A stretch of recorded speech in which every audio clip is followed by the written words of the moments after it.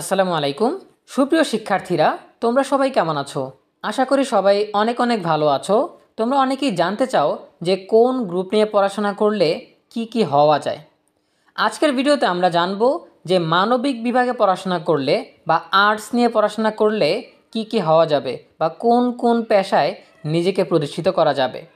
শুরু করার আগে সবার কাছে ছোট্ট একটা রিকোয়েস্ট করছি, যারা এখনও আমাদের চ্যানেলটিকে সাবস্ক্রাইব করোনি তারা এখনই সাবস্ক্রাইব করে রাখো, তাহলে শিক্ষা সম্পর্কিত সকল তথ্য এবং পরামর্শ সবার আগে পেয়ে যাবে। আর্টস নিয়ে পড়াশোনা করলে সৃজনশীল এবং মানবিক বিষয়ক বিভিন্ন ক্ষেত্রে ক্যারিয়ার গড়া যায়। এই শাখাটি সমাজ, সংস্কৃতি, ইতিহাস, ভাষা এবং সৃজনশীলতা নিয়ে কাজ করার সুযোগ দেয়। নিচে আর্টসের বিভিন্ন ক্ষেত্রে ক্যারিয়ার অপশন উল্লেখ করা হলো। প্রথমেই যে ক্ষেত্রটা রয়েছে সেটা হচ্ছে শিক্ষা ও একাডেমিক, এডুকেশন অ্যান্ড একাডেমিয়া। প্রথমেই রয়েছে স্কুল বা কলেজের শিক্ষক, অর্থাৎ আর্টসের যে বিষয়গুলো রয়েছে সেই বিষয়গুলো পড়ানোর জন্য স্কুলের বা কলেজের শিক্ষক হতে পারো। এছাড়া বিশ্ববিদ্যালয়ের অধ্যাপক, বিশ্ববিদ্যালয় বা ইউনিভার্সিটিতেও মানবিকের যে বিষয়গুলো রয়েছে সেগুলোর অধ্যাপক হওয়া যাবে। এছাড়া শিক্ষাবিদ হওয়া যাবে বা গবেষক হওয়া যাবে। এছাড়া শিক্ষা পরামর্শদাতা হওয়া যাবে। দ্বিতীয় যে ক্ষেত্রটা রয়েছে সেটা হচ্ছে ভাষা ও সাহিত্য, ল্যাঙ্গুয়েজ অ্যান্ড লিটারেচার। প্রথমেই হওয়া যাবে কি অনুবাদক, অর্থাৎ একটা ভাষা থেকে অন্য ভাষায় রূপান্তরকারী অথবা দোভাষী, ঠিক আছে, এক ভাষা থেকে অন্য ভাষায় রূপান্তর। এরপর হওয়া যাবে কন্টেন্ট রাইটার, এরপর হওয়া যাবে লেখক বা কবি, এরপর হওয়া যাবে সম্পাদক বা এডিটর। এরপর তৃতীয় যে ক্ষেত্রটা রয়েছে সেটা হচ্ছে সাংবাদিকতা ও গণমাধ্যম, জার্নালিজম অ্যান্ড মিডিয়া। এখানে কি হওয়া যাবে?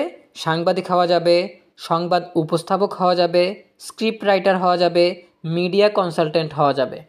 এরপর চতুর্থত যেই ক্ষেত্রটা রয়েছে সেটা হচ্ছে প্রশাসন ও সরকারি চাকরি, অ্যাডমিনিস্ট্রেশন অ্যান্ড গভর্নমেন্ট জবস। এখানে কি হওয়া যাবে? বিসিএস ক্যাডার হওয়া যাবে, প্রশাসন ক্যাডার হওয়া যাবে, তথ্য ক্যাডার হওয়া যাবে, শিক্ষা ক্যাডার হওয়া যাবে। এরপর বিদেশি সেবা বা দূতাবাসের কর্মকর্তা হওয়া যাবে। এরপর স্থানীয় প্রশাসনের কর্মকর্তা হওয়া যাবে। এরপর পঞ্চমত যেই ক্ষেত্রটা রয়েছে সেটা হচ্ছে ল অ্যান্ড জুডিশিয়ারি, অর্থাৎ আইন ও বিচার ব্যবস্থা। এখানে কি হওয়া যাবে? আইনজীবী হওয়া যাবে, বিচারক হওয়া যাবে, কর্পোরেট লিগ্যাল অ্যাডভাইজার হওয়া যাবে। এরপর ষষ্ঠ যে ক্ষেত্রটা রয়েছে সেটা হচ্ছে মানবাধিকার ও NGO, human rights and NGOs. এখানে কি পেশায় নিয়োজিত হওয়া যাবে? সামাজিক কর্মী হিসেবে নিয়োগ পাওয়া যাবে। এরপর মানবাধিকার কর্মী হিসেবে কাজ করা যাবে। এরপর এনজিও প্রোগ্রাম কোঅর্ডিনেটর হিসাবে কাজ করা যাবে। সপ্তম যেই ক্ষেত্রটা রয়েছে সেটা হচ্ছে সৃজনশীল শিল্প ও সংস্কৃতি, ক্রিয়েটিভ আর্টস অ্যান্ড কালচার। এখানে কি হওয়া যাবে? শিল্পী হওয়া যাবে, যেমন কেউ পেন্টিং করবে, কেউ ভাস্কর্য বানাবে, কেউ ডিজাইন করবে, ঠিক আছে। এরপর ফটোগ্রাফার হওয়া যাবে, গ্রাফিক ডিজাইনার হওয়া যাবে, চলচ্চিত্র নির্মাতা হওয়া যাবে। এরপর অষ্টম যে ক্ষেত্রটা রয়েছে সেটা হচ্ছে মঞ্চ ও বিনোদন, পারফর্মিং আর্টস। এখানে কি করা যাবে? একজন অভিনেতা হওয়া যাবে, যিনি অভিনয় করবেন।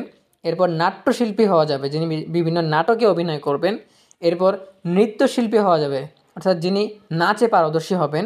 সঙ্গীত শিল্পী হওয়া যাবে, অর্থাৎ যিনি গায়ক হবেন। তারপর পরিচালক হওয়া যাবে। এরপর নবম যে ক্ষেত্রটা রয়েছে সেটা হচ্ছে মার্কেটিং ও বিজ্ঞাপন, মার্কেটিং অ্যান্ড অ্যাডভার্টাইজিং। এখানে কি হওয়া যাবে? ব্র্যান্ড স্ট্র্যাটেজিস্ট হওয়া যাবে। এরপর বিজ্ঞাপন কপিরাইটার হওয়া যাবে, ডিজিটাল মার্কেটিং স্পেশালিস্ট হওয়া যাবে। এরপর দশম যে ক্ষেত্রটা রয়েছে সেটা হচ্ছে সামাজিক বিজ্ঞান ও গবেষণা, সোশ্যাল সায়েন্স অ্যান্ড রিসার্চ। এখানে কি হওয়া যাবে?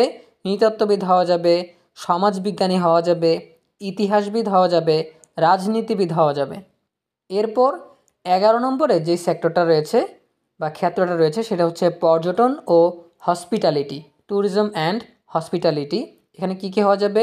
একজন ট্যুর গাইড হওয়া যাবে, ঠিক আছে। এরপর পর্যটন ব্যবস্থাপক হওয়া যাবে, ইভেন্ট প্ল্যানার হওয়া যাবে। এরপর 12তম যে সেক্টরটা রয়েছে বা ক্ষেত্রটা রয়েছে সেটা হচ্ছে মনোবিজ্ঞান ও কাউন্সেলিং, সাইকোলজি অ্যান্ড কাউন্সেলিং। এখানে কি হওয়া যাবে বা কোন কোন পেশায় যাওয়া যাবে? কাউন্সিলর হওয়া যাবে, সাইকোলজিস্ট হওয়া যাবে, ক্যারিয়ার কোচ হওয়া যাবে। আর্টস বিভাগে পড়াশোনা করলে সমাজের বিভিন্ন গুরুত্বপূর্ণ ক্ষেত্রে অবদান রাখার সুযোগ তৈরি হয়। নিজের আগ্রহ, দক্ষতা এবং লক্ষ্য অনুযায়ী সঠিক পেশা নির্বাচন করাই সফলতার চাবিকাঠি। সো এই ছিল আমাদের আজকের আয়োজন। আশা করি আজকের ভিডিও থেকে তোমরা জানতে পেরেছো যে মানবিক বিভাগে পড়াশোনা করলে তুমি কোন কোন পেশায় যেতে পারবে বা কোন কোন ক্ষেত্রে তুমি ক্যারিয়ার গড়তে পারবে। সো দেখা হবে পরবর্তী আপডেট নিয়ে নতুন কোনো ভিডিওতে। সেই পর্যন্ত তোমরা সবাই ভালো থাকো, সুস্থ থাকো, নিরাপদে থাকো এবং সবসময় ইএনইউবের সাথেই থাকো। তোমাদের সকলের জন্য রইল অনেক অনেক শুভকামনা। ধন্যবাদ সবাইকে।